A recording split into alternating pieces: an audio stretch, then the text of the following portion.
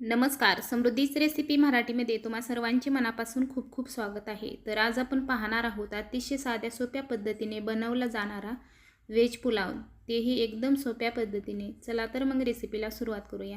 त्यासाठी video skip न करता शेवटपर्यंत नक्की पहा. तर व्हेज पुलाव बनवण्यासाठी साहित्य पाहणार आहोत.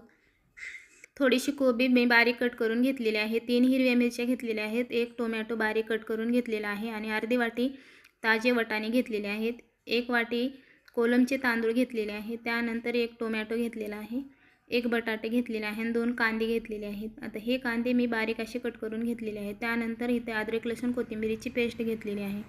आता हे सर्व साहित्य टाकून घेतल्यानंतर आपल्याला त्यामध्ये थोडे मसाले ॲड करायचे आहेत. तर इथे मी 4 लवंग, 1 दालचिनीचा तुकडा, 1 चमचा शहाजिरे आणि 1 तेजपत्ता.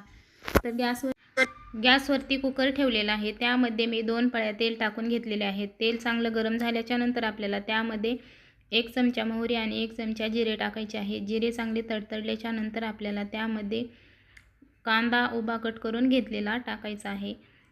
तर अशा पद्धतीने मी कांदा त्यामध्ये टाकून घेतलेला आहे. कांदा आपल्याला चांगला सोनेरी रंगावरती परतून घ्यायचा आहे. कांदा परतून झाल्यानंतरच आपल्याला सर्व भाज्या त्यामध्ये टाकायच्या आहेत. कांदा चांगला परतायचा आहे.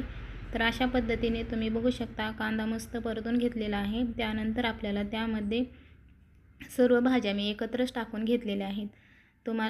तर अशा पद्धतीने मी सर्व भाज्या एकत्र करून घेतलेल्या आहेत. त्या भाज्या आपण मिक्स करून घेणार आहोत. आता मिक्स करून भाज्या आपल्याला तेलामध्ये थोड्याशा वाफवून घ्यायच्या आहेत. त्यानंतर मी त्यामध्ये थोडीशी अद्रक लसूण कोथिंबीरची पेस्ट टाकून घेतलेली आहे आणि खडा मसाला टाकलेला आहे. आता त्यानंतर आपल्याला इथे मी वाटाणा टाकून घेतलेला आहे. वाटाणा टाकून मसाला टाकून परत छान मिक्स करायचा आहे. तर अशा पद्धतीने सर्व मिक्स करून घेतल्याच्या नंतर त्यामध्ये आपल्याला 1 चमचा धना पावडर टाकायचा आहे. आता त्यामध्ये 1 चमचा धना पावडर, 1 चमचा गरम मसाला आणि 1 चमचा बिर्याणी मसाला मी टाकून घेतलेला आहे. मसाले टाकून घेतल्याच्या नंतर आपल्याला छान मिक्स करून घ्यायचं आहे. मसाले पूर्णपणे भाज्यामध्ये मिक्स झाले पाहिजेत अशा पद्धतीने. आता त्यानंतर आपल्याला इथे तांदूळ स्वच्छ धुवून घ्यायचे आहेत आणि कुकरमध्ये टाकायचे आहेत. तर अशा पद्धतीने मी तांदूळ स्वच्छ धुवून कुकरमध्ये टाकलेले आहेत आणि सर्व मिक्स करून घेतलेलं आहे. त्यानंतर आता आपल्याला त्यामध्ये तांदूळ शिजण्यासाठी आपल्याला पाणी टाकायचं आहे. तर इथे मी 1.5 ग्लास पाणी टाकून घेणार आहे.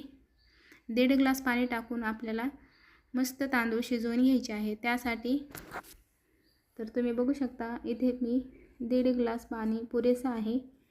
आता पाणी टाकून घेतल्याच्या नंतर आपल्याला त्यामध्ये चवीनुसार मीठ टाकायचं आहे आणि मीठ टाकून घेतल्याच्या नंतर थोडीशी कोथिंबीर मी बारीक कट करून घेतलेली ती टाकलेली आहे.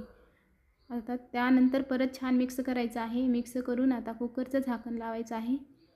कुकरचं झाकण लावून आपल्याला त्याच्या 3 शिट्ट्या शिजवून घ्यायचं आहे. 3 शिट्ट्या झाल्याच्या नंतर आपल्याला गॅस बंद करायचा आहे आणि नंतर आपल्याला तर तुम्ही बघू शकता मस्त अशी आपली 3 शिट्ट्या झाल्याच्या नंतर पुलाव शिजलेला आहे. आता आपण बघू शकता नंबर 1 आपला पुलाव झालेला आहे. आता मी त्यावरती थोडासा फूड कलर टाकणार आहे. ते इथे मी 2 कलर वापरलेले आहेत, ग्रीन कलर आणि ऑरेंज कलर.